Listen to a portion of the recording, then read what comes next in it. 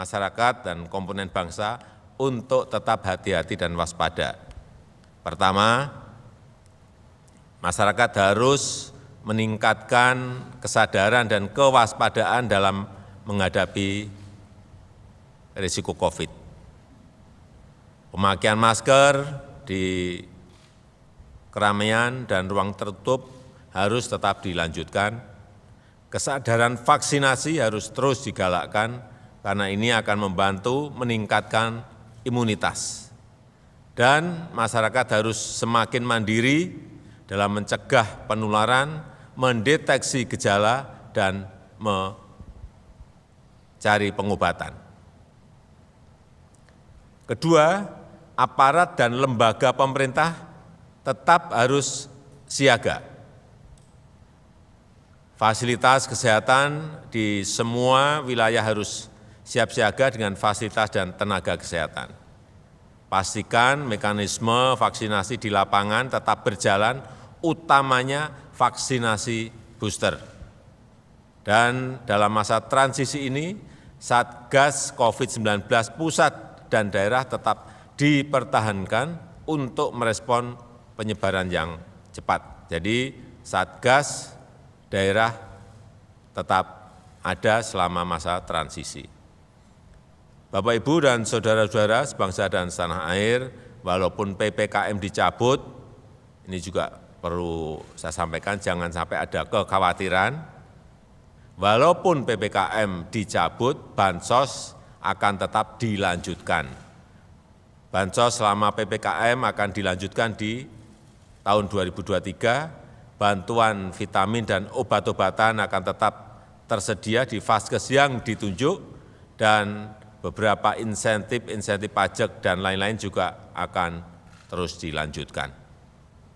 Saya rasa itu yang ingin saya sampaikan. Semoga Tuhan Yang Maha Kuasa senantiasa meridhoi segala ikhtiar bangsa Indonesia untuk mencapai Indonesia maju. Terima kasih. Wassalamualaikum warahmatullahi wabarakatuh. Dan mungkin perlu sedikit saya tambahkan bahwa Indonesia ini termasuk satu dari 4 negara G20 yang dalam 10 bulan, 11 bulan berturut-turut tidak mengalami gelombang pandemi. Kita ingat saat puncak Delta, kita berada di angka 56.000, dan di Juli 2021 dan di Februari 22 kita mengalami lagi puncak tren karena Omikron berada di angka 64.000 kasus harian. Saya kira data-data ini perlu kita sampaikan. Kemudian kondisi pandemi juga semakin terkendali. Kalau kita lihat kemarin kasus harian per 29 Desember hanya 685, kemudian angka kematian di 2,39%, bornya juga berada di 4,79%. ICU harian di 297. Kemudian ini yang juga penting, pencabutan PPKM ini juga dilandasi oleh tingginya cakupan imunitas penduduk. Jadi dari serosurvei, ini kalau kita lihat angkanya, di Desember 2021 itu berada di 87,8%, 87,8%, di Juli 2022 ini berada di angka 98,5%. Artinya kekebalan kita ini secara komunitas berada di angka yang sangat tinggi. Dan jumlah vaksinasi sampai hari ini berada di angka 448.525.478 dosis. Ini juga sebuah angka yang tidak sedikit. Saya rasa itu tambahan.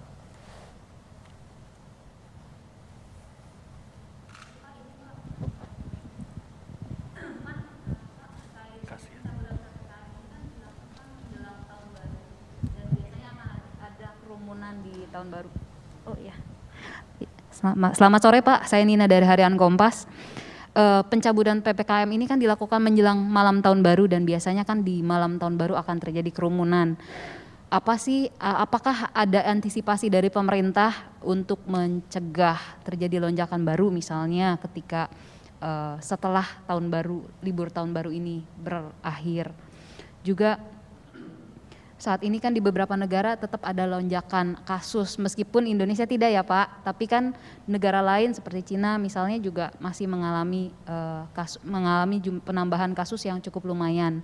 Antisipasinya seperti apa? Apakah juga untuk orang-orang yang datang dari negara-negara dengan kasus-kasus cukup banyak, apakah akan ada antisipasi khusus, akan ada perlakuan khusus seperti itu Pak? Terima kasih.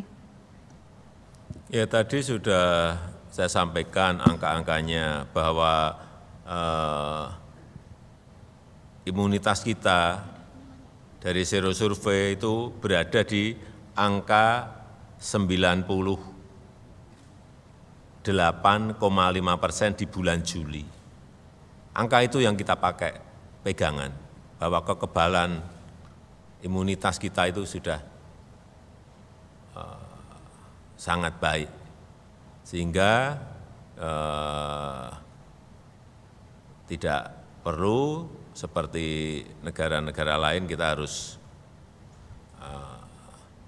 mengadakan PCR lagi di bandara, dan sejak Februari 22 beberapa negara juga mengalami puncak baru varian Omicron. Kita pernah juga berhasil mengendalikan, dan kita termasuk sedikit negara dunia yang tidak mengalami gelombang pandemi dalam 10 bulan, 11 bulan berturut-turut. Artinya apa?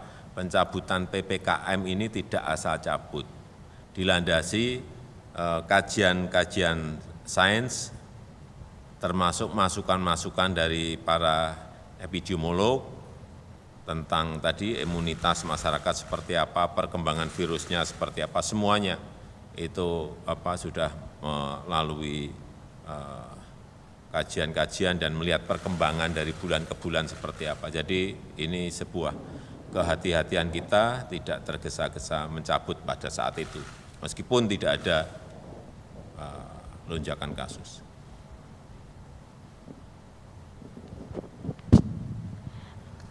Selamat siang Pak Jokowi, saya Desi dari Republika. Izin Pak bertanya, pencabutan PPKM ini berlaku per tanggal berapa? Apakah mulai hari ini atau awal tahun baru? Kemudian yang kedua, apakah status kedaruratan kesehatan juga akan dicabut seiring dengan pencabutan PPKM ini? Terima kasih Pak. PPKM dicabut mulai hari ini, karena nanti Mendagri akan menerbitkan instruksi Mendagri Inmen. Dan untuk status kedaruratan tidak dicabut karena pandemi belum berakhir sepenuhnya.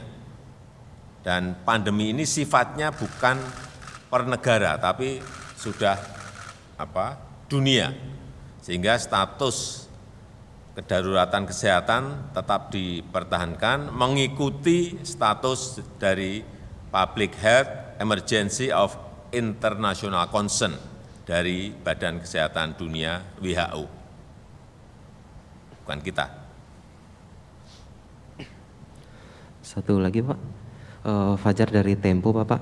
Pertanyaan pertama yang ingin saya tanyakan, pencabutan PPKM ini kan diumumkan hari ini gitu Pak, yang kebetulan beriringan dengan penerbitan Perpu Cipta Kerja yang salah satu alasannya untuk mendorong ekonomi karena kegentingan yang memaksa.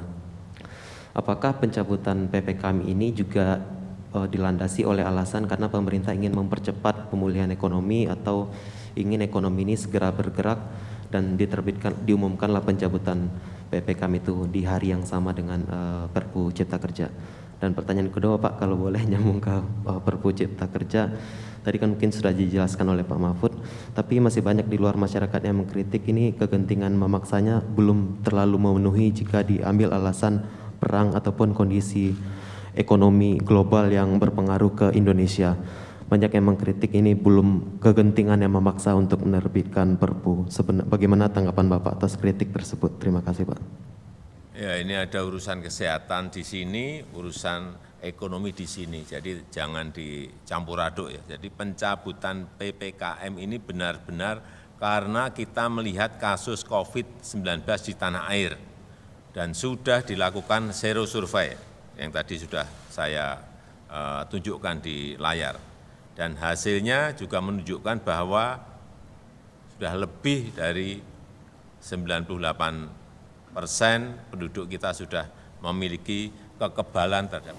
Kita tahu kita ini kelihatannya normal, tetapi diintip oleh ancaman-ancaman ketidakpastian global.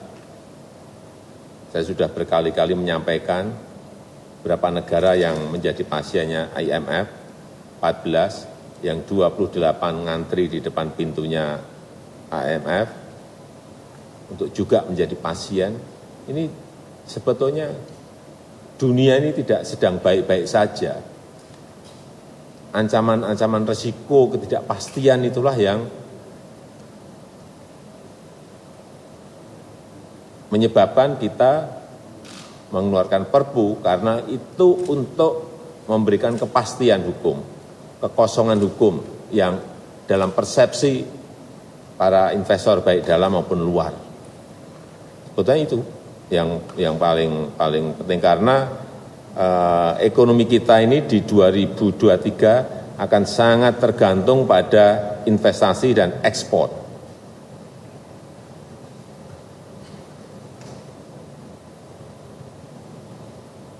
Sudah? Cukup?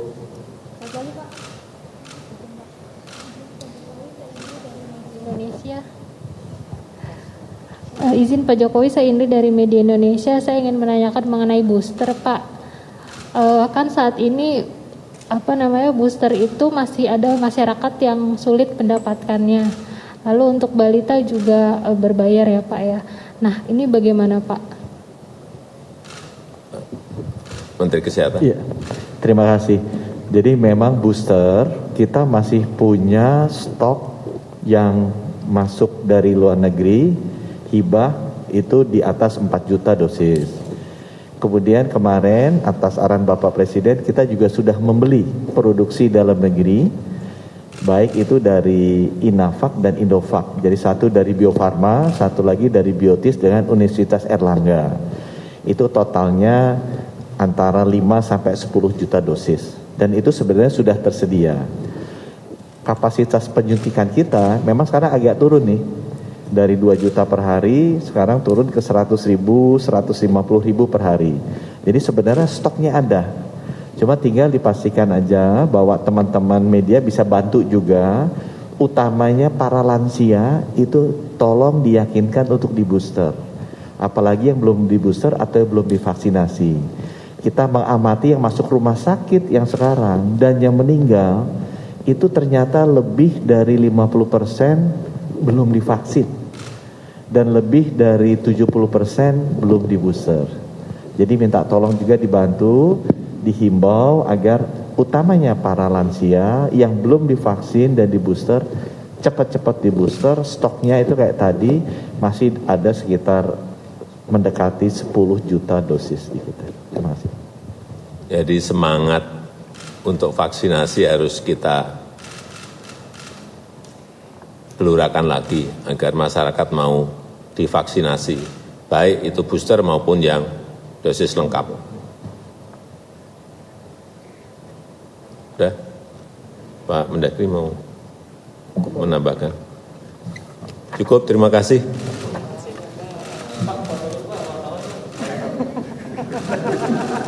Foto tahun baru. Ucapan selamat tahun baru, Pak. Foto sama wartawan tahun baru. Foto tahun baru. Iya. Boleh ya, Pak? Di situ aja. Iya, di situ aja, Bapak.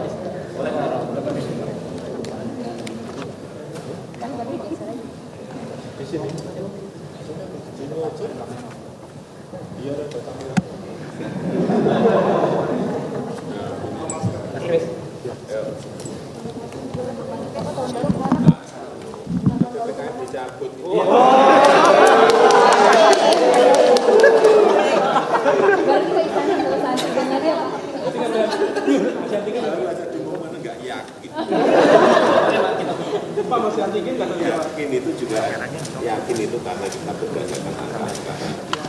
Oke. Turunin ya. Siap. Siap, Pak.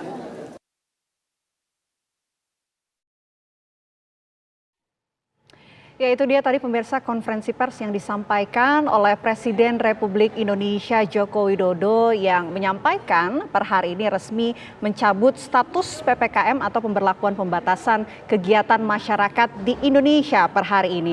Presiden Republik Indonesia Joko Widodo tadi menjelaskan bahwa keputusan mencabut PPKM ini adalah melihat situasi di Indonesia yang semakin membaik di masa pandemi COVID-19 dan menyebut pada Juli 2022 tingkat imunitas masyarakat di Indonesia sudah mencapai 98,5%. Itu yang menjadi keputusan dari pemerintah hingga akhirnya hari ini pemirsa mencabut status PPKM di Indonesia. Namun bukan berarti status kedaruratan dicabut, hanya PPKM saja yang dicabut oleh pemerintah. Namun karena masih situasi pandemi, status kedaruratan ini juga belum dicabut. Itu yang disampaikan oleh Presiden Republik Indonesia Joko Widodo. Namun Presiden Joko Widodo tetap menghimbau seluruh masyarakat untuk tetap menerapkan protokol kesehatan, yakni menggunakan masker saat beraktivitas di dalam ruangan, kemudian juga tetap akan membuka fasilitas kesehatan untuk menyediakan vaksinasi pusat dan juga di daerah. Dan pemirsa, breaking news masih akan kembali sesaat lagi. Pemirsa, tetaplah bersama kami.